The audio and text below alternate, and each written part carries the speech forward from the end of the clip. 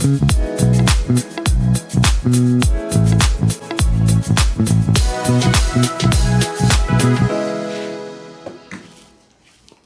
baca berita, semakin khawatir. Kondisi geopolitik hari ini ngeri sedap, Bang. Iya, kata influencer, cuma kurang ngopi, Mas. Kita ngopi terus kalau di sini. Kembung. Ya. Jadi gimana, Mas? Sebenarnya mengkhawatirkan sih, Bang. Karena kondisi geopolitik pasti berimpact dong ke kehidupan kita, kehidupan nyata ya sehari-hari ya. Kamu langsung? Pastilah, terutama finansial, keuangan. Ya, inflasi jalan terus. Ada kayak gini, tambah naik lagi. Pusing? Ada terus. Pastilah. Iya. Ini sampai rambutnya habis. Nambah gondrong. Bang, kalau kita ngobrolin sendiri, nggak kelar-kelar. Nah, Jadinya ngeluh saya terus. Kita tanya expertnya aja. ada. Ada dong. Iya, Spesial hari ini. Isinya daging semua pokoknya ya. Rekan ngopi, kita hari ini kedatangan seorang financial educator. Beliau juga seorang praktisi ya. Pasiennya banyak dan mereka semuanya puas. Tanpa berlama-lama kita panggilkan Mbak Betty. Hai. Ya. Halo. Mbak Betty boleh disapa sekali lagi dong sebagai apa selama ini? Iya, biasanya sebagai Saya sapanya halo sahabat ngopi ya. sahabat ngopi. Ngobrol pintar, keren nih gitu kan. Oke, saya Betty Dianira, saya dari IFEC Indonesia Financial Educator Community. Sebagai financial educator, ya kita sebenarnya ngobrol santai begini aja sih Mas Denny. Yes, gitu benar. kan, bagaimana kita lihat topik keuangan itu cukup menarik untuk didiskusikan. Selalu menarik dan sepanjang masa. Yes. Karena ya, uang ujung-ujungnya duit. Ujung-ujungnya duit. Oke, tanpa berlama-lama. Silakan, Mas. Yes. Apa yang tadi jadi kegalauan Nah, ditanya ini? kalau baca berita ya, terutama di media sosial, karena kita semua digital ya, dan update-nya itu detik by detik gitu ya. Betul. Ada serangan perang Iran, Rudal Amerika, gitu Israel ya. Udah jauh. Betul. Terus kemarin Lebanon juga kena kan ya, ada perang di sana. Terus dampaknya pencegatan penghentian di Selat Hormuz, ya itu pasti berdampak pada kebutuhan pokok ya, minyak dan lain sebagainya. Negosiasi batal. Nah, Hungaria ada pemilu baru ya. Ternyata pro ke siapa, dampaknya ke Uni Eropa seperti apa. Nah, secara tidak langsung kayaknya kan jauh ya, gitu, antar benua ya. Tapi itu punya dampak langsung yang mungkin teman-teman sahabat ngopi ini juga kerasa ya, Kak Betty ya, terutama secara dampak secara finansial.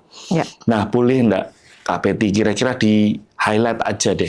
Sebenarnya kondisi yang terjadi itu seperti apa? Karena kan banyak berita nih di mana-mana.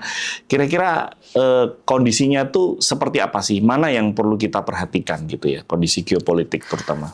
Oke, sebelumnya mungkin thank you dulu ya untuk GKI Cinere, untuk Mbak Dita yang sudah invite gitu kan, Mas Denny yang nemenin gitu kan, juga untuk Bang Asido. Yang di sini kita ngobrolnya topiknya memang lagi hot-hotnya ya. Ya. Kaitan dengan ya kita lihat sekarang yang fokus semua orang nih kan ke perang gitu kan, krisis ya. Memang nggak bisa dipungkiri gitu kan, apalagi negosiasi kemarin batal gitu kan, kita lihat ini ujungnya kapan gitu kan. Terus efeknya sebenarnya paling penting, saya suka ngobrol dengan teman-teman ya. Tadi Mas ini bilang ya, lihat per detik gitu kan, kok masih makin seru gitu kan, nggak ada titik temunya gitu kan. Bener banget. Ya, pertanyaan paling penting saya setuju. Impactnya ke kita nih ke depan seperti apa nih? Nah, karena kita memang bicara soal keuangan, ya kalau kita lihat sangat relate gitu kan. Bagaimana kondisi sekarang paling berasa tuh kan orang fokusnya ke bahan bakar. Iya. Ya. Yeah. Nah, bahan bakar kita bicara kalau dari produsen atau yang produksi gitu kan, itu kan salah satu elemen yang sangat penting gitu kan, operasional gitu kan, otomatis harga barang itu kan ada impact langsung. Yeah. Pak, permasalahannya adalah kecukupan gitu kan. Berapa lama nih? Ya kita perlu apresiasi sih pemerintah kita sampai saat ini kalau nggak salah ya belum ada kenaikan. Belum ada kenaikan. Betul. Ya keren sih. Maksud saya mereka berusaha, pemerintah berusaha. Itu yang kita perlu apresiasi gitu kan. Cuman sampai kapan? Kuatnya. Ya. Gitu ya. Ya. Sampai kapan? Bumpernya sampai berapa lama ya, gitu ya? gitu. Pesawat udah mulai naik. Iya, after juga. Itu sudah duluan ya. Mungkin karena itu kan bukan menjadi kebutuhan semua masyarakat kita ya, tapi betul, kalau betul. dari bahan bakar mobil gitu kan, itu masih ditahan gitu kan. Nah, secara tidak langsung, tapi kalau kita sudah belajar dari krisis-krisis sebelumnya kan, sekarang kita lagi another krisis ya, again crisis, gitu kan. Saya pikir apa yang kita perlu persiapkan kan paling bijaksana kalau kita belajar dari pengalaman kemarin ya. COVID. Ya, terdekat itu COVID. Betul. Gitu kan. Tapi sebenarnya COVID tidak pernah ada yang siap. Cuman COVID membuat kita lebih prepare untuk hari ini. Ya masa nggak belajar-belajar gitu kan. Benar. Bahan bakar nanti akan mungkin naik gitu kan, produksi, dan beberapa perusahaan sudah mulai efisien. Pasti dong. Sebenarnya sebelum kejadian perang ini sebenarnya beberapa perusahaan juga sudah struggle ya, bagaimana ketat dengan pengeluaran gitu kan, efisiensi biaya, operasional gitu kan. Dan otomatis itu dampaknya kemana sih? Kalau bahan baku semua naik kan kita tahu, berarti margin akan makin tipis gitu kan. Betul. Nah, pada saat kondisi seperti ini, prediksi yang kita perlu antisipasi itu adalah bagaimana pengurangan tenaga kerja. Rekrutmen juga mungkin akan ketahan. Lebih ngerem lah. Yes, gitu. Kemarin saya bicara dengan salah satu klien bagaimana perusahaannya sedang benar-benar ternyata terlalu gemuk. Gitu kan, bagaimana efisien biaya dilakukan dari situ, dan ujung-ujungnya kan yang kena dampaknya adalah kita. Yang sumber income-nya adalah dari sebagai karyawan. Itu prepare yang paling penting buat kita sendiri gitu kan. Inflasi.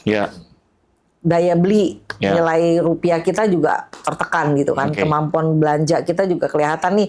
Yang paling kelihatan kan belanja. Tadi kan ngobrol ya sebelum kita makan gitu kan. Saya sendiri berasa gitu kan.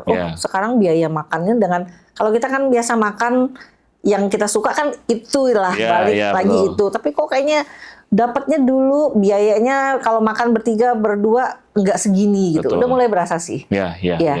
Berarti kurang lebih ada beberapa poin nih yang bisa jadi catatan ya. Sebenarnya inflasi ini kan sudah ada. Sudah nyata. Tapi dengan adanya peristiwa dan kondisi geopolitik seperti ini melonjaknya jadi signifikan gitu ya. Lebih kerasa. Betul, lebih kerasa banget. Dan ini punya efek domino kan ya, Mbak Betty ya. Artinya dengan bahan baku atau kayak salah satunya contoh minyak gitu ya, bahan bakar ya. Fokusnya minyak ya. Dengan naik berarti jurus andalannya kan bertahan. Cara bertahannya dengan apa? Salah satunya efisiensi. Mau tidak mau. Mau tidak mau. Nah, dengan efisiensi pasti semua sektor akan jadi efisiensi. Pangkas. Betul. Salah satunya SDM tadi ya. Ada pengurangan karyawan, ada pengurangan biaya-biaya yang lain gitu ya. Kan. Dan tadi Mbak Betty juga highlight menarik banget ya. Biasanya makan tertentu porsinya segini jadi turun. Lebih kecil. Oh, mungkin harganya daging lebih kecil gitu. Harganya masih sama tapi dapatnya lebih sedikit. Iya, atau harganya naik. Pilihannya kan cuma dua itu. Di beberapa situasi sekarang opsi menaikkan harga akan jadi masalah. Cukup masalah. Jadi lebih baik mengurangi size kayaknya. Jadi harga tetap tapi size berkurang. Ada beberapa kayak yang kita temukan harga tetap sih, jadi mini ya. betul. Yang biasanya makan satu porsi jadi 1,5 porsi jadi.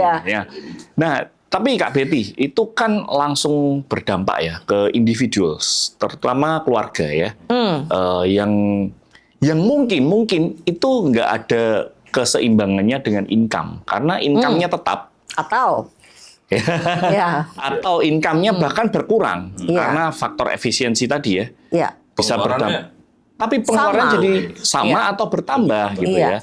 Nah, itu kan harus disiasatin nih, Kak Betty ya, terutama buat keluarga gitu ya. Yang sudah terkena dampak ya. Betul. Mungkin Mbak Betty bisa explore lebih dalam terkait itu ya. Apa sih sebenarnya yang harus kita persiapkan? Prepare-nya gimana gitu mungkin ya. Mungkin kalau kita lihat dari beberapa poin ya, Bang Asido, Mas Denny gitu kan. Yang paling penting kita perlu cek itu adalah sumber income kita. Ya, karena kita di sini cerita ya, saya pikir simpelnya ada 6 poin yang kita perlu checklist gitu kan. Screening lah. Saya ini bagaimana sih secara sederhana gitu kan. apakah sumber income kita ini kita lihat akan ada dampak nih. Kan kita bisa lihat, misalnya kalau kita kerja, perusahaan kita ini bergerak di bidang apa. Contoh yang paling sekarang berasa itu kan plastik. Wah, I see. Kenaikannya. Tapi kalau perusahaan kita memang erat kaitannya dengan bahan baku tadi, nah apa sih sikap-sikap perusahaan yang akan mereka lakukan gitu kan? Atau mungkin bidang usahanya gitu kan? Jadi usahawan gitu kan, wirausaha gitu kan. Paling kita tahu adalah sumber income kita ini sebenarnya dalam tanda kutip ancamannya segede apa nih. Kan kita bisa baca lah ya, apalagi kalau kita sudah kerja lama, bagaimana budaya perusahaan menyikapi setiap kondisi, kan kita bisa mengenal gitu kan. Jadi yang paling penting itu adalah sumber penghasilan kita ini ancamannya seberapa gede ini.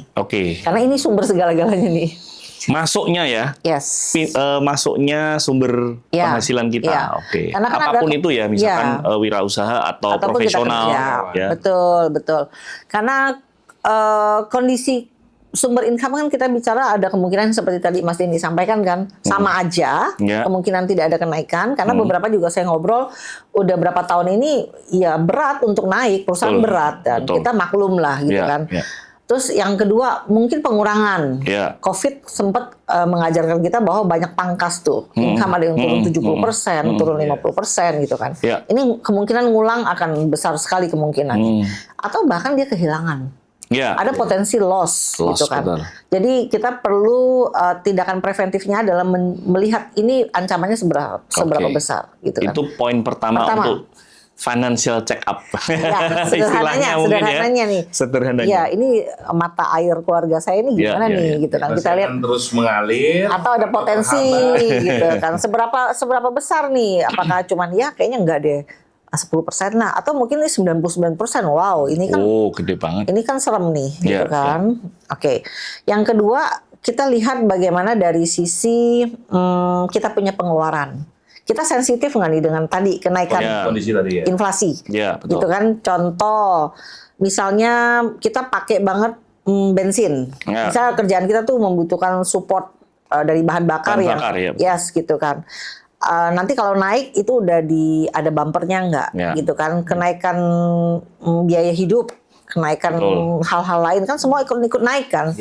Yang tadi mungkin belanja di supermarket atau belanja di pasar harga biasa mingguan misalnya cuman 500.000, 1 juta, sekarang kok jadi 1,4 ya. Sekarang kok jadi lebih naik ya. Itu kita perlu sensitif di situ. Karena kan bicara bagaimana pengeluaran itu kan ada yang bisa kita tekan, ada itu sudah benar-benar secara sistem sudah memang nggak bisa lagi gitu loh. Contoh sehari kalau kita misalnya sarapan selalu di rumah itu kan misalnya apa sih telur apa anak-anak sebelum sekolah gitu kan mungkin sarapan tadinya dagingnya lebih banyak gitu kan mungkin cukup dengan telur gitu kan yang penting gizinya terpenuhi gitu kan. Jadi bagaimana memang biaya hidup ini kita perlu sensitif. Mulai udah balik lagi prihatin lah, bukan prihatin dalam arti sampai begitu-gitu amat enggak. Tapi kita juga nggak apa ya saya bilang bolehlah kita screening juga ini perlu nggak sih ini butuh atau sebenarnya masih bisa disubstitusi lebih selektif tadi makan weekend mungkin makannya di kalau pergi ke mall tetap makan lah tapi mungkin pilihlah resto yang lebih masuk akal gitu. Lebih berteman dengan kantong. Gitu. Apalagi kalau namanya udah bawa keluarga gitu kan. Kalau sering kumpul keluarga di mall, mungkin diganti ke rumah kah, di kafe aja kah. Dari ke mall siang, Mbak Betty. Kenapa tuh? Bisa siang, malam, jadi makannya 2 kali. Nah itu dia, bablas. Sore ya. Belum lagi parkirnya yang sampai mungkin 50.000, 40.000. Nah, ada banyak ibu-ibu yang pintar. Ayo makan dulu. Ini jadi curhat saya. Jadi curhat. Lanjut lah poin 3. Nah itu menarik tuh Bang gitu kan karena sebenarnya ini butuh kekompakan. Mengkomunikasikan. Ada mulainya dari why dulu gitu. Kenapa sih kita perlu lakukan ini? Ajak duduk anak-anak mungkin ngobrol. Kondisi ini gimana menurut kita bahkan boleh diskusi, mereka kita libatkan untuk tahu sebenarnya kondisi ini lagi dalam kondisi kita berharap semua baik-baik aja. Tapi kita perlu prepare the worst gitu kan, libatkan mereka. Nah, gitu. Ini menarik nih. Ternyata ada poin komunikasi di di dalam ini ya. Melihat situasi yang seperti ini ya. Betul. Ternyata penting juga ya kita komunikasi dengan anak-anak terutama ya. Karena ada budaya tertentu ya, Mbak Betty ya. Orang tua jangan bahas uang ke anak-anak dong gitu ya. Justru malah komunikasi tentang uang ini harus lebih dini ya ke anak-anak mungkin ya, supaya mereka bisa. Sekarang apalagi anak-anak sekarang ya, mereka nggak komunikasi sama kita pun mereka juga di handphone ngobrol sama seseorang, mereka komunikasi. Iya. Oke, ini penting banget Bang Asido ya. Ternyata ada part persiapan komunikasi tentang situasi kondisi seperti ini ya dengan anak-anak. Ada yang ngobrol Mas pada anaknya ke ChatGPT, kenapa bapak saya mulai jahil? Kenapa? Daripada dia ngambek-ngambek di depan satu toko gitu kan, lebih kasihan gitu kan. Nggak ngerti. Pusing Mas. Bener banget. Nah, gitu. Mbak Betty, ini kan berarti memanage pengeluaran. Ya, poin 2-nya. Poin 2-nya memanage pengeluaran. Cuman biasanya kita sudah coba memanage, tapi tetap jebol gitu ya. Ada kelolosan ya. Ada beberapa habit yang mungkin mulai harus dibiasakan ya, Mbak Betty ya. Misalkan mencatat rencana yang mau dikeluarkan tuh. Jadi kemarin kita sudah ngomong mencatat ya, ini ya. Ya. Tapi pencatatan ini mungkin harus lebih detail lagi ya, sepertinya ya. Karena ini kondisi yang tidak biasa. Nggak jelas juga. Betul, sampai kapan. Nggak jelas. Jadi pencatatan ini penting dan mengkomunikasikan tadi penting ya. Betul. Together we stand. Yes. Kalau family saatnya ini makin merapatkan barisan sih. Yes. Dan menurut saya kalau kita ngumpul sama teman weekend, sama keluarga, saya pikir ini topik lebih menarik daripada juga kita ngomongnya tadi ya. Bang Asido udah ngomong yang nggak ada. Saya lebih suka. Ya gimana kita bawa spirit ini untuk yuk sama-sama kita realize ini kondisi ini sedang nggak oke gitu. Lebih bersiap diri. Jadi karena kan kalau namanya keluarga gitu kan, misalnya adik sudah berkeluarga kita ngumpul, kita juga pengennya semuanya sejahtera bersama kan. Gitu. Nah itu topik yang menarik sih sekarang. Semakin seru nih ya. Sahabat ngobrol pintar bareng GKI Cinere tertanya. Baru 2 topik aja. 2 poin aja, ini sudah seru. Kita rehat sejenak, kita seruput dulu kopi kita, ya. Kita akan lanjutkan topik yang makin pintar. Nah.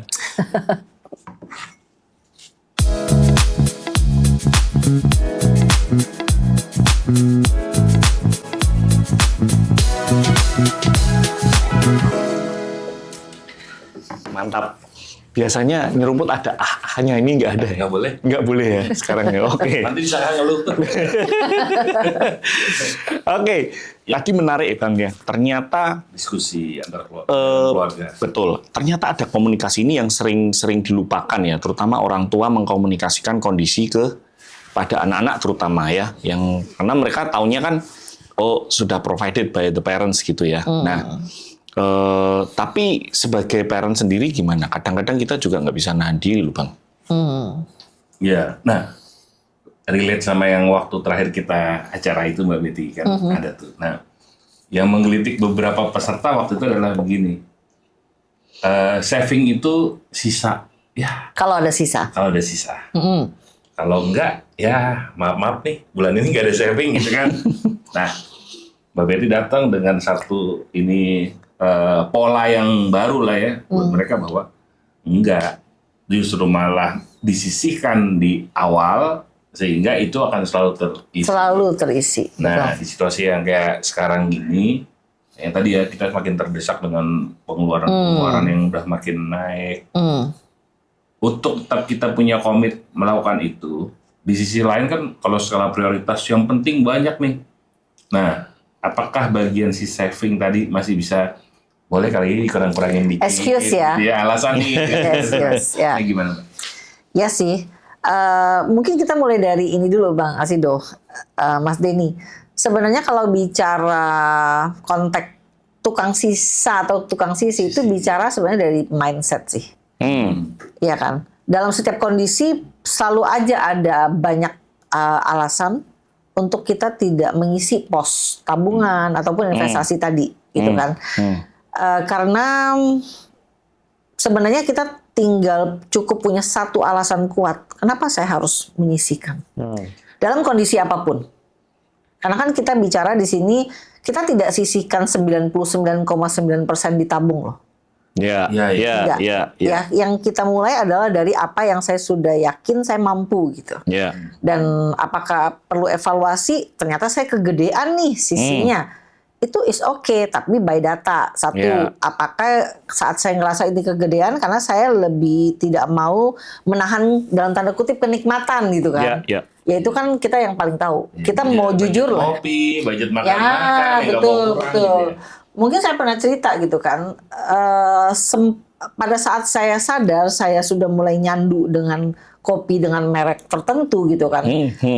Sebenarnya buat beberapa orang ya is okay. Ya. Tapi buat saya sadar apa perlu sampai begitu? Mampu, tapi apa perlu gitu kan. Nah, satu hal yang paling perlu kita alasan tadi satu akan banyak alasan untuk tidak mengisi atau menjadi si tukang sisi. Iya.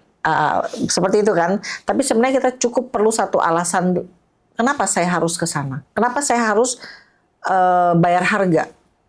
Mengurangi kenikmatan tadi. Jadi menurut saya dalam kondisi sekarang justru ini semakin kalau boleh porsi tabungnya ke emergency fund itu lebih digedein. Porsinya jauh lebih besar di sana. Iya, tapi dalam kondisi gini ya kan kita juga harus tahu uang kita tadi sumber income-nya tuh masuknya apa, berapa tadi ya. Betul. Dalam kondisi-kondisi tertentu memang perubahan itu kita juga harus adjust.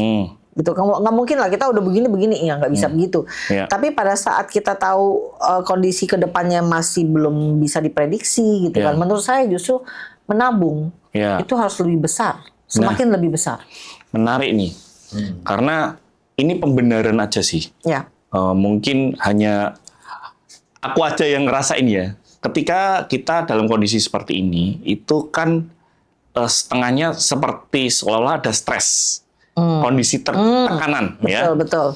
Dan saya bisa rilis dari stres itu dengan impulsive buying. Healing.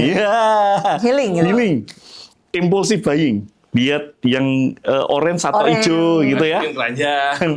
Wah, check out aja ini ya. bagus nih kayaknya nih. Nah, check out dulu ya. Nggak kerasa goler-goler aja kita udah check out 2-3 kali gitu ya. Nah, tapi ini part atau bagian dari stress release. Nah, di sini yang mulai kita jadi kehilangan kendali atas diri kita, Mbak Betty. Ada sukses mungkin ya. Semoga cuman aku aja yang ngerasain kayak gitu ya. Bang Acido nggak pernah ya? Nggak pernah ya, Bang? Udah lah, jangan. Itu bagian kalau ada teman saya, Pak, terpesona sama pay letter. itu bahaya. Kalau itu beda lagi ya. Itu betul. Ngeri sih ya. Another step. Another step ya. Mendekati kronis lagi gitu. Iya. Kalau pertanyaannya sebenarnya gini sih, kita di sini sama-sama open lah ya, Mas Denny. Yakin itu salah satu stress release atau sebenarnya kita lagi menghindar aja? Saya nggak gini loh. Itu kan seperti pengen escape ya. Keluar dari Yes. Nah itu dia. Padahal sebenarnya dalam hati kecil kita tahu ini tuh tidak menyelesaikan masalah. Ya. Jadi yang paling kita perlu tahu tadi saya baik-baik aja atau saya sekarang sedang tidak baik-baik aja dalam kondisi konteks keuangan. Kalau saya tahu saat ini saya tidak baik-baik aja dengan data, tadi kan kalau kita kan 8 pos paling gampang gitu kan. Data tercatat. Terus saya check out terus. Apakah stres saya hilang? Saya nggak yakin. Alam bawah sadar kita tahu. Saya sedang berusaha memanipulasi diri saya sendiri. Tapi sebenarnya problemnya nggak selesai. Bahkan sebenarnya sekian jam kemudian perasaan bersalah itu semakin membuat level stres saya tuh semakin naik. Gitu. Jadi lebih baik kita lihat secara apa ya? Tadi nggak usah panik. Karena kan yang perang masih jauh juga. Gitu kan. Maksud saya kita cukup. Saya suka bilang sama suami ya, sama Daniel, saya bilang, oke, di luar lagi seperti ini, so what should we do? Bukannya kita bilang kita egois, nggak peduli dengan kondisi luar. Yeah. Tapi ada hal-hal yang saya nggak bisa lakukan. Oh. Jadi saya pikirkan dulu apa yang saya mampu lakukan dengan kondisi tenang gitu kan. Kita tahu kondisi kita dan secara mengalihkan stres, apakah perlu check out gitu kan? Yeah, Apakah yeah, mungkin cukup dengan keluar ke taman, ngobrol, kita lihat tukang sapu jalanan, kita ngobrol dengan orang-orang yang mungkin hidupnya lebih berjuang daripada kita gitu. Justru mungkin itu di stress release gitu. Kita bisa berbagi, ngobrol, cerita, atau cukup dengan pergi ke kafe, seruput kopi, atau datang ke sini gitu ya, Mas Denny ya, dan baca buku, ngobrol gitu. Iya. Repotnya Mas Denny itu kan pulangnya malam. Tukang sapu sudah pergi, gorengan nggak ada ya. Akhirnya tadi check out gitu. Betul. Nah, tapi mau masuk keranjang kok ya Mas? Kalau gitu gampang. Masuk like aja nih, masuk keranjang nggak dibayar. Kalau gitu gampang Bang Asido. Delete saja sudah. Mungkin ada alternatif lain ya. Mungkin daripada kita check out barang. Biasanya yang jarang dieksplor di dalam yang warna-warna itu tadi, biasanya ada opsi lain ya, yang tadi sisihkan itu. Ya, ada investment dan lain sebagainya. Daripada kita masukin keranjang, kita pilih yang ada gambar grafik panah naik, itu kan investment kayak gitu ya. Mungkin itu bagian dari menyisihkan kali ya. Betul. Bahkan sebenarnya setiap handphone kita kalau boleh ya, karena kita bicara konteks di sini kan kita sama-sama anak Tuhan Yesus ya. Gitu. Dalam jeda aktivitas kita sebenarnya kita balik lagi ke siapa sih yang memberi kita berkat gitu, mengucap syukur gitu kan, atas apa yang kita sudah ada, mungkin ya baca Alkitab gitu kan, mengingatkan lagi. Jadi semua menurut saya tuh kita yang punya kontrol. Dan ada satu kuasa yang luar biasa yang bisa membantu kita dalam setiap problem. Saya bilang balik lagi ke situ. Jadi itu yang saya suka lakukan kadang-kadang pertengahan hari itu cari Tuhan lagi. Kadang-kadang kita lupa itu. Cari Tuhannya hanya malam sama bangun tidur. Terima kasih sudah mengingatkan. Daripada check out itu mending buka yang warna biru gitu ya. Cari Tuhan biasanya kalau pas butuh doang. Ya kalau lagi galau gitu ya. Iya, benar banget. Artinya sebenarnya stress release tuh punya banyak POV punya banyak solusi ya. Salah satunya baca Alkitab itu juga bagian dari stress release. Atau kalau memang terjebak di warna hijau orange tadi, di dalamnya ada opsi lain selain belanja kan ya. Iya tadi, menyisihkan lihat harga emas mungkin ya, lagi naik gitu ya. Mendingan cemplungin ke sini daripada cemplungin ke barang gitu ya. Itu tuh opsi-opsinya ya. Iya, tapi hati-hati investasinya juga. Cemplungin ke emas, besok turun dia stres lagi. Sesuai preferensi ya, mestinya ya. Dia harus selektif juga ya. Karena kan kayak tadi ya, situasinya kan tidak mudah kondisinya. Kita sendiri secara pribadi diminta lebih selektif lagi memilih poin-poin pos-pos pengeluaran. Betul. Nah, kalaupun masih Tuhan kasih berkat untuk bisa berinvestasi, itu kan puji Tuhan ya. Tapi juga kan kita juga perlu hikmat untuk memilih mana investasi yang tepat kan ya. Betul banget. Di situasi yang sekarang nih, yang kira-kira menurut Mbak Betty relatif aman lah ya, tidak terlalu beresiko. Kira-kira untuk menyisihkan itu tadi ya. Invest ya. Iya. Di situasi kondisi kayak seperti sekarang lah gitu. Kondisi sekarang sebenarnya tidak ada bedanya karena kan pelakunya kita, Bang Asido gitu kan. Bagaimana sebenarnya investasi itu operatornya tetap kita sendiri ya. Ya karena kita sendiri ini uang kita gitu kan. Saya sendiri kurang saya sangat strict bahwa investasi itu enggak banget kalau saya serahkan ke misalnya fund manager gitu kan 100% atau seperti apa gitu kan. Jadi sebenarnya investasi yang terbaik itu adalah investasi yang mencakup 2 poin.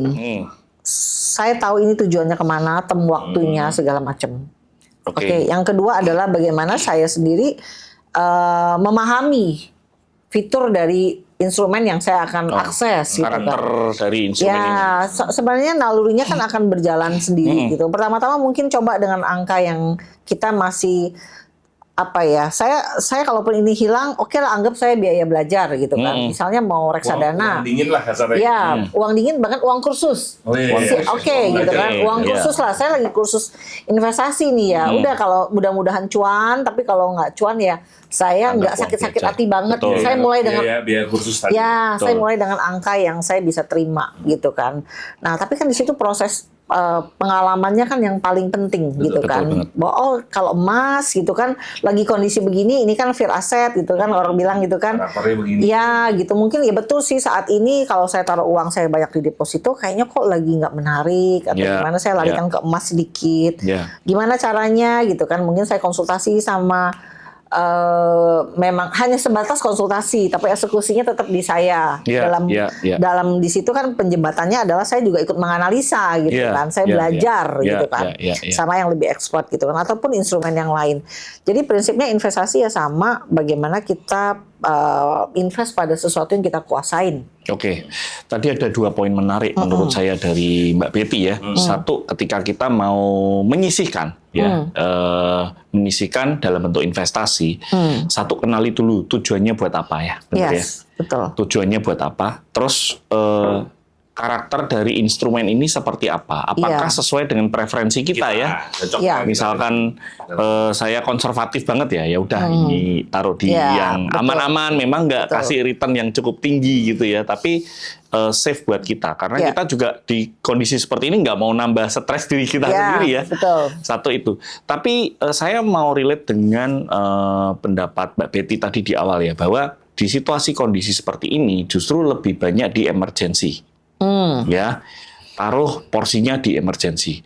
Boleh nggak di sharing sedikit ya? Kira-kira porsi emergency ini seberapa sih yang diperlukan, terutama di situasi kondisi hari ini? Terus nanti di investasi yang kita sudah jelas goalsnya mau buat apa, itu seperti apa? Berapa persen yang kita mesti sisihkan kayak gitu? Ya.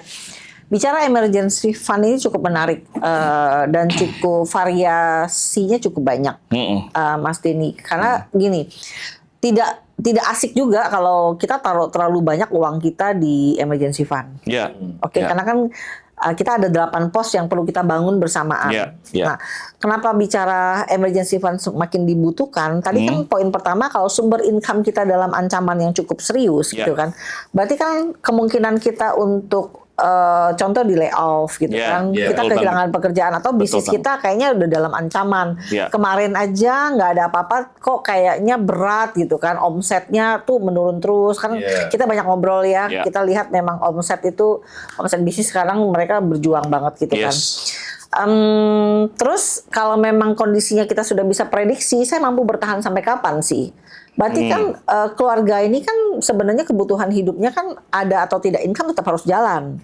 Gitu kan. Berarti emergency fund-nya tuh harus benar-benar aman nih sampai kita menemukan satu solusi dari income yang akan masuk nanti kembali sehat gitu kan. Nah, berarti kan tadi faktor-faktor sumber income-nya kita perlu tahu gitu kan. Terus sebenarnya emergency fund itu melindungi bukan dari pengeluaran aja. Total income yang masuk bagi orang yang single sama yang sudah berkeluarga itu beda gitu kan. Single pun tapi kalau dia nopang adik, nopang orang tua gitu kan. Itu apa istilahnya? Sandwich generation. Gitu. Atau mungkin dia belum married tapi dia sudah nopang pacar gitu kan. Itu kan sesuatu bucin banget. Itu tanggung jawab. Ya mungkin kan, atau mungkin saat ini mereka udah tinggal ngitung bulan mau married gitu kan, segala macam. Jadi bumper amannya memang menurut perencanaan keuangan itu 6 sampai 12. 6 sampai 12 bulan income masuk. Ya, tapi COVID mengajarkan kita kalau boleh lebih lah. Mengingat situasi yang tidak pasti. Ya, betul, mengingat situasi ini ke depannya seperti apa. Cuman balik lagi Mas Denny, Bang Asido gitu kan, kalau seandainya saya terlalu banyak juga di emergency fund, terus investasi saya kok kayaknya makin nggak ada gitu kan, atau saya bahkan mengorbankan post insurance gitu kan, itu juga nggak benar gitu kan, itu juga nggak sehat gitu. Jadi tadi 8 pos itu dicek, mana spuring balancing gitu kan, bareng gitu. Balik lagi ke pencatatan tadi ya. Pencatatan dan diskusi sama yang expert. Betul. Bagaimana 8 pos saya ini saat ini jadi yang Mas Denny tanyakan itu adalah 1 dari 8 pos. Emergency fund, dana darurat. Tidak sesimpel itu, tapi kita harus lihat pos yang 7 sisanya. Dan itu memang kadang-kadang nggak semua orang awam bisa gitu kan. Betul. Karena butuh financial check up. Ada banyak hal-hal yang perlu diketahui dari data pencatatan, sehingga kita bisa sementara kamu di sini begini dulu angkanya, yang ini begini dulu, angkanya begini dulu. Nanti mungkin 3 bulan ada perubahan, itu berubah lagi. Artinya strateginya tidak bisa fix gitu ya, tetap harus dinamis ya. Apalagi ini kan situasi spesial ya, situasi yang berbeda dengan kondisi normal gitu ya. Jadi adjustment itu atau penyesuaian atas perencanaan keuangan yang sudah dilakukan sebelumnya perlu dilakukan juga gitu ya. Betul. Karena yang bikin cerita seru hari ini nggak ngomong-ngomong sama kita. Ini saya tiba-tiba 2 tahun lagi saya mau perang gitu. Nggak minta izin juga gitu. Ya tapi sudah. Dari semuanya itu memang pada akhirnya kedisiplinan kita ya. Untuk kita komit. Disiplin atas pengelolaan keuangan demi tujuan apa. Nah banyak kita ke distract. Balik lagi. Hal yang paling penting adalah saya clear goal saya mau apa. Jadi mungkin saya cerita sedikit, Bang Sido. Ada satu mentor saya, dia ngomong gini, apa arti uang buat kamu? Ada yang bilang uang membuat derajat keluarga saya tinggi, mengangkat, gitu kan. Uang adalah untuk membuat orang di kampung melihat saya anak perantauan yang sukses. Ada yang bilang. Tapi sebenarnya kenyataannya uang itu hanya alat. Alat untuk mencapai sesuatu. Mencapai tujuannya. Apakah itu kuliahin anak sampai S2? Apakah saya pensiun umur 58 saya sudah siap? Apakah saya ingin sesuatu yang biasanya kita perlu make sure itu punya value penting. Pencapaian itu ya? Gitu. Tapi bukan sebagai uang itu membuat saya ini identitas saya, enggak. Ada sesuatu purpose yang begitu penting gitu kan. Dan saya fokus ke situ. Jadi pada saat kita punya satu goal yang begitu penting, mau apapun yang terjadi, saya tetap fokus ke sana. Semua proses yang saya jalanin, semua kondisi tidak membuat saya akan berubah karena tujuan saya di sini penting gitu.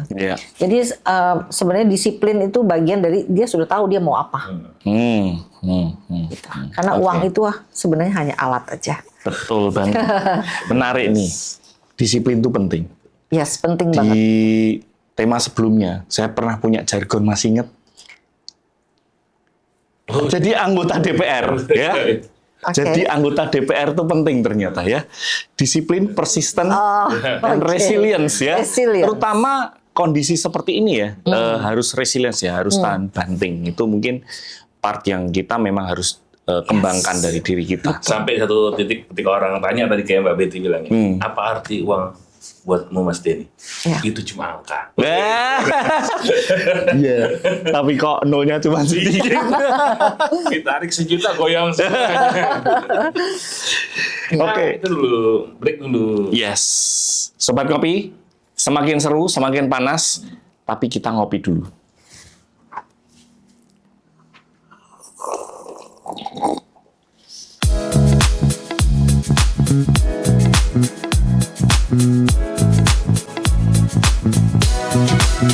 Sobat Ngopi, dari tadi kita membahas tentang 8 pos. Nah, buat Sobat Ngopi yang masih bingung dengan 8 pos, Sobat Ngopi bisa cek video sebelum ini ya.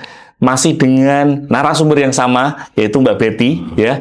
Kita sudah kupas tuntas tentang 8 pos dan linknya ada di description ya, di bawah nanti description-nya. Baik, menarik Mbak Betty. Tadi kita baru bahas 2 poin. 1, cek income. Sumber income. 2, cek pengeluaran. Dengan pencatatan, dan di dalamnya juga harus ada komunikasi. Tapi kan nggak mungkin berhenti cuma 2 poin ini aja ya, Bang. Pasti ada lagi. Boleh di-sharing nggak lebih?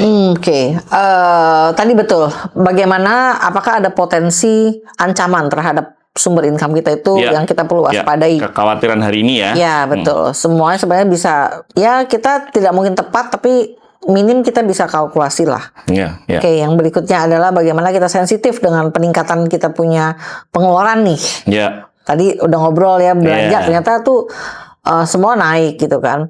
Terus berikutnya itu bagaimana poinnya kondisi bagi yang punya kredit. Oh. Kan ada yang kadang-kadang floating ya. Ya, ya, ya. Nah ini kita sudah boleh diskusi, kita perhatikan bagaimana apakah cicilan kita ini nambah. Kan itu nggak lucu juga ya. Ya, Kita ya, punya income terancam, tapi tiba-tiba kita punya pengeluaran atau bayar cicilan tiba-tiba udah ada akan naik gitu kan. Yes. Itu satu hal yang pasti tidak menyenangkan sekali gitu kan. Ya. Jadi kondisi hutang itu juga menjadi satu hal yang perlu kita jaga gitu kan. Bagaimana semuanya tetap sehat gitu kan. Nah, yang berikutnya itu adalah bagaimana tadi hutang, oke. Yang berikutnya itu adalah bagaimana nomor 1 investasi. Ya. Ya, tadi Bang Kita Asidul sudah sempat cerita ya, gitu spill kan. ya, terkait menyisihkan tadi ya. Ya, kalau kita nggak bahas lebih lama lagi tentang investasi gitu kan, karena sebenarnya tadi akan by analisa, by pengalaman gitu kan, semuanya akan kelihatan. Oh ternyata saya saat ini masih cocok nih nabung emas gitu kan, kondisi emas yang sempat naik gitu kan, terus gitu kan, atau memang saat ini saya alokasikan ke instrumen lain. Ya, tapi kembali lagi dicek apakah ini saya akan pakai dalam jangka waktu dekat atau masih lama. Balik Itu lagi menjadi goals-nya tadi ya. goals gitu kan. Ya, kita karena misalnya enggak panik juga. Oh, orang bilang ini lagi cuan, tapi kita yang paling tahu saya menguasai apa enggak gitu. Nah, yang berikutnya tadi emergency fund kita sudah bahas gitu kan. Ini emergency fund juga satu hal yang justru menjadi fokus kita karena dia yang akan membantu kita nanti kalau ternyata ada sesuatu yang di luar rencana gitu karena itu bicara likuiditas.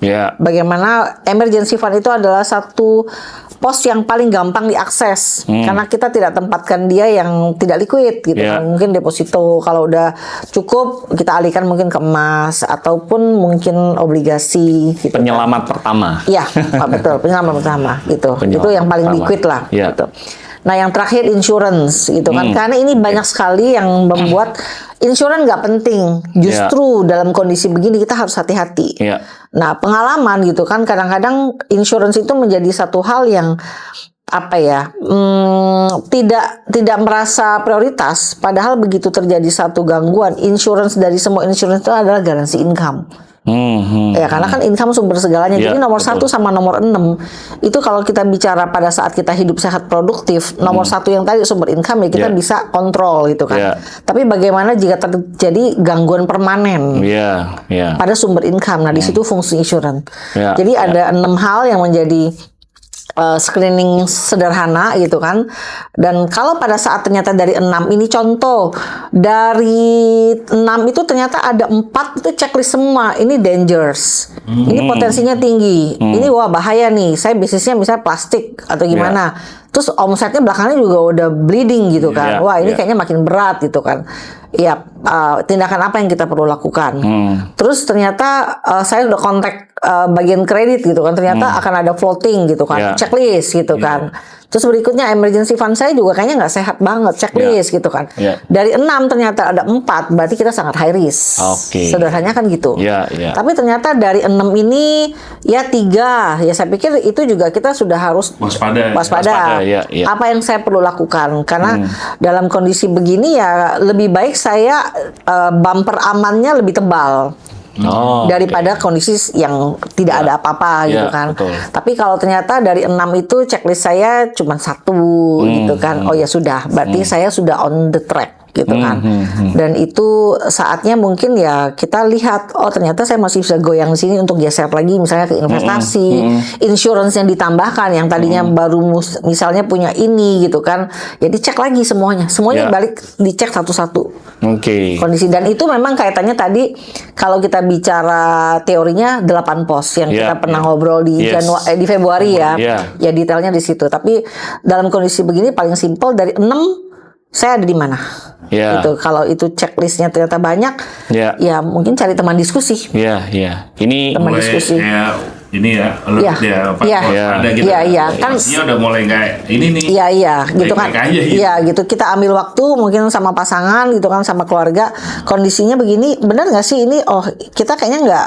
Sekarang baik-baik aja gitu kan. Iya. Tapi kan lebih baik kita sedia payung sebelum benar-benar Betul hujan banget. gitu kan. Betul banget. Oke, dari 6 ada 4 nih.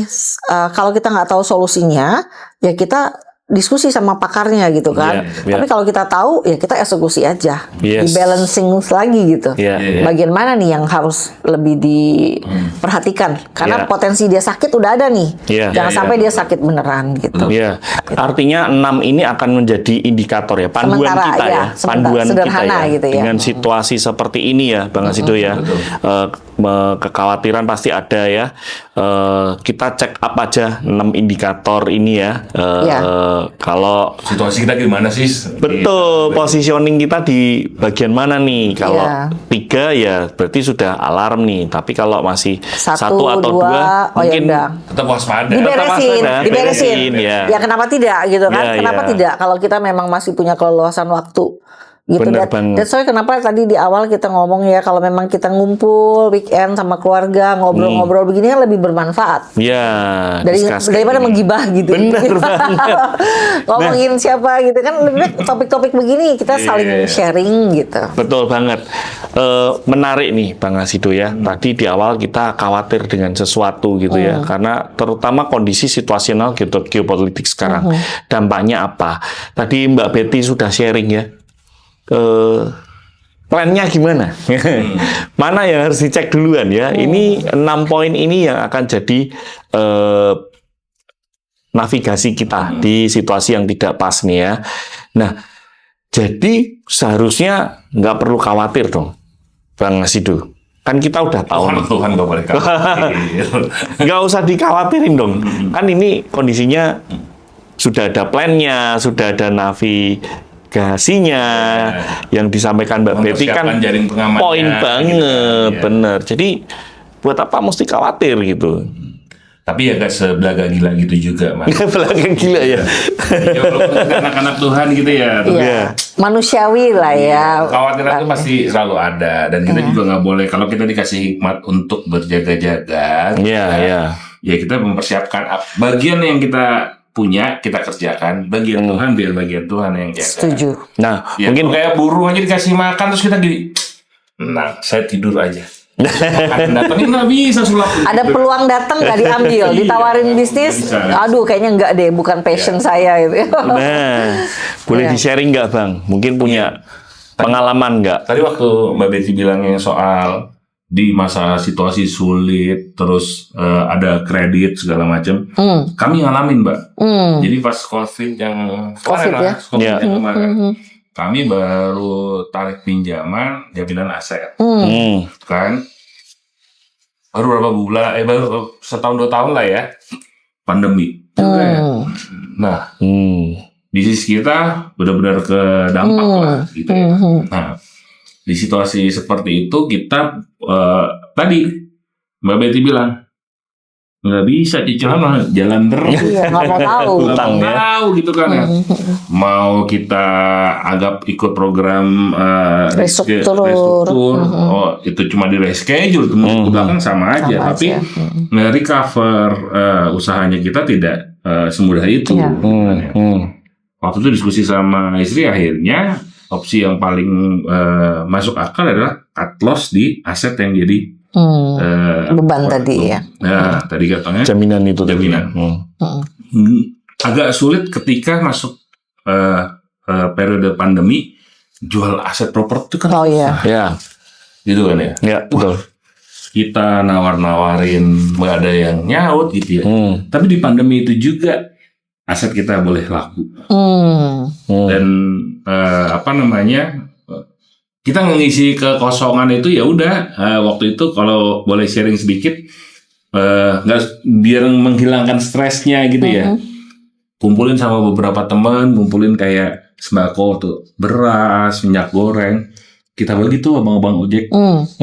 Justru Rilis waktu stres tadi ya. yang kita ngomong Betul, di betul. awal. Salah satu Dan kita opsinya ya. lebih bersyukur ya. Lebih bersyukur tadi ke hal-hal Yes. yang seperti itu, karena gini, cicilan juga tetap harus dibayar.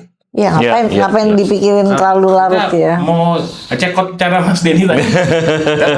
Nggak mungkin. Saya tetap melakukan itu. Jadi saya pikir adalah bahwa ketika kita porsinya apa yang menjadi bagian Tuhan kita serahkan ke Tuhan, apa yang jadi bagian kita tetap kita kerjain. Ya puji Tuhan ya, di periode itu kita kalahan beres ya. Lakunya pas sesuai dengan berapa yang harus kita lunasi. Ada selisih dikit untuk beresin hal-hal yang lain, udah selesai. Ya mungkin dari sisi aset ada yang hilang ya, tapi beban yang tadi bisa menimbulkan stres, pusing dan segala macam itu lepas dari kita. Itu yang paling penting ya. Ya kalau nanti Tuhan kasih rezeki lagi bisa kita dapatkan, itu nanti biar Tuhan yang daripada terus begini gitu. Ya, artinya tetap ya Bang ya, plan ada. Tadi di-sharing sama Mbak Betty juga ya, navigasi ada. Tapi yang namanya kekhawatiran, namanya manusia ya, tetap ada. Kadang-kadang kita sudah checklist beberapa, tinggal sedikit, tapi nggak solve juga ya. Apalagi di situasi yang tidak pasti, kita tetap butuh sesuatu yang pasti ya Bang. Apa itu? Satu. Ya, apa itu Bang? Saya kutip ini ya, ada ayat favorit kita waktu kejadian itu ya. Diambil dari Matius 6 ayat 31 sampai 33 dari TB1. Sebab itu janganlah kamu khawatir dan berkata, apakah yang akan kami makan? Apakah yang akan kami minum? Apakah yang akan kami pakai? Semua itu dicari bangsa-bangsa yang tidak mengenal Allah. Akan tetapi Bapamu yang di sorga tahu bahwa kamu memerlukan semuanya itu. Tetapi carilah dulu kerajaannya dan kebenarannya, maka semuanya itu akan ditambahkan. Wow, itu Mas. Itu pengalaman yang cukup bagus ya. Thank you sharingnya Bang Asido. Artinya plan ada, cara ada, tapi tetap kita mencari pasrah. Betul banget. Pasrah yang aktif. Pasrah yang aktif ini menarik. Yes. Baik Sobat Ngopi, ini adalah akhir sesi kita hari ini ya. Kita sudah sharing dengan Mbak Betty ya. Ternyata ada poin-poin yang bisa jadi referensi kita untuk kita tetap cek kondisi keuangan kita, terutama di suatu situasi kondisi geopolitik yang tidak menentu. Tadi Bang Asido juga sharing ya, ternyata di situasi yang tidak pasti tetap ada satu yang memberikan kepastian ya, yaitu Tuhan kita Yesus Kristus ya. Nah, supaya lebih mantap nih teman-teman ya, Sobat Ngopi, kita dengarkan dulu dari Pak Pendeta Yosua. Sedikit video dari Pak Pendeta Yosua. Halo, sahabat Ngopi GKI Cinere. Harga-harga naik, ekonomi labil, bikin overthinking ya? Siapa sih yang nggak risau dengar kabar perang, harga-harga yang kacau? Mau tidak mau, inilah realitas yang harus kita hadapi bersama-sama. Tapi jangan overthinking terus ya. Ingat Matius 6 ayat 26. Pandanglah burung-burung di langit yang tidak menabur dan tidak menuai, dan tidak mengumpulkan bekal di lumbung, namun diberi makan oleh Bapamu yang di surga. Bukankah kamu jauh melebihi burung-burung itu? Tuhan kita itu maha peduli dan maha pemelihara. Dan di tengah deru kesulitan dunia, Tuhan pegang kendali atas semuanya. Dan seperti burung yang sehari-hari mencari makan dan bangun sarang, kita pun diizinkan Tuhan untuk terus bekerja dan membangun kehidupan kita. Tugas kita adalah tetap tekun, taat, dan beriman dalam setiap situasi kehidupan. Mau perang atau damai, kerjakan bagianmu. Biarkan Tuhan mengerjakan bagiannya. Oke, itu tadi sedikit dari Pak Pendeta Yosua ya. Semoga menguatkan, membuat kita tetap jalan terus. Ya. Khawatir ada, tapi tetap ada yang pasti-pasti. Berjalan dengan iman. Berjalan dengan iman. Nah, Kak Betty, last but not least, ada nggak tips atau saran buat Sobat Ngopi hari ini? Oke, ya saya sendiri berterima kasih dengan diskusi ini karena sebenarnya banyak banget pertanyaan yang justru membuat saya tuh ya bersyukur ya diberikan kesempatan untuk diskusi. Ya mungkin tadi kondisi ke depan sudah pasti akan selalu ada tantangan. Ya berpegang teguh pada yang maha yang di atas ya itu sudah pastilah, itu nggak ada toleransi gitu kan. Ya karena itulah kita ada di sini bersama-sama gitu kan. Tapi menurut saya kembali lagi ke tadi, apa arti uang buat kita? Karena pada saat kita memberi makna yang tepat gitu kan. Semua hal yang akan kita temuin itu ya hanya sebagai satu proses aja, tapi tidak akan merubah apapun yang kita ingin wujudkan dalam kehidupan kita. Ya, kita selalu mulai dari begin with the end in mind, gitu kan. Apa sih yang ingin kita wujudkan? Apa sih makna apa yang kita dapat sehingga kita sebagai bentuk rasa syukur, gitu kan? Kita sudah diberikan begitu banyak anugerah, gitu kan. Jadi, ya betul dalam kesulitan ya seperti yang tadi Abang ceritakan, gitu kan. Bagaimana sebenarnya Tuhan sedang ingin memberi sesuatu yang indah buat kita. Jadi buat saya pribadi perjalanan itu bukan berarti kita bawa itu hanya dalam kondisi kita lagi ngobrol seperti ini di gereja aja, enggak. Dalam keseharian, dalam setiap detik keputusan-keputusan yang kita buat itu adalah sebagai bentuk rasa syukur. Jadi apapun kondisinya, percayalah banyak sekali hal-hal yang kita bisa lakukan bersama keluarga, bersama teman gitu kan, diskusi sesuatu yang saya bilang membuat Tuhan tersenyum gitu kan. Oh ya gitu kan. Mereka mengisi hari-hari dengan bermakna. Mengisi hari-hari dengan sesuatu yang menyenangkan hati Tuhan, termasuk mengambil keputusan keuangan. Jadi kembalikan lagi, kita hanya bendahara, gitu kan. Apa yang sudah Tuhan berikan itu hanya titipan. Jadi bagaimana kita menjadi bendahara yang bertanggung jawab, ya tadi kembali lagi, uang itu ada maknanya masing-masing. Kembali lagi kita mau kemana. Itu aja sih, menentukan tujuan. Simpan sendiri atau jadi berkat buat orang lain. Ya, kita menentukan tujuan. Kita perlu punya tujuan. Dan di situ pengaruh dari lingkungan itu penting banget. Jadi bersyukur sekali seperti GKI Cinere ya bisa membuat acara-acara seperti ini, ya ini salah satu hal yang luar biasa yang kita mampu lakukan bersama. Siap. Ya, itu Thank aja. you, Terima kasih. Mbak Betty. Sobat Ngopi, itu tadi ya kita bisa berpegang teguh pada Tuhan meskipun kondisinya tidak baik-baik saja, tidak pasti ya. Tetapi ya itu tadi. Pesannya bagus banget. Kita ini cuma bendahara ternyata ya. Kita harus bertanggungjawabkan ya. Baik, Sobat Ngopi, sampai jumpa lagi di episode berikutnya ya. Jangan lewatkan terus ngopi, ngobrol pintar bareng GKI Cinere. Kita ngopi terus.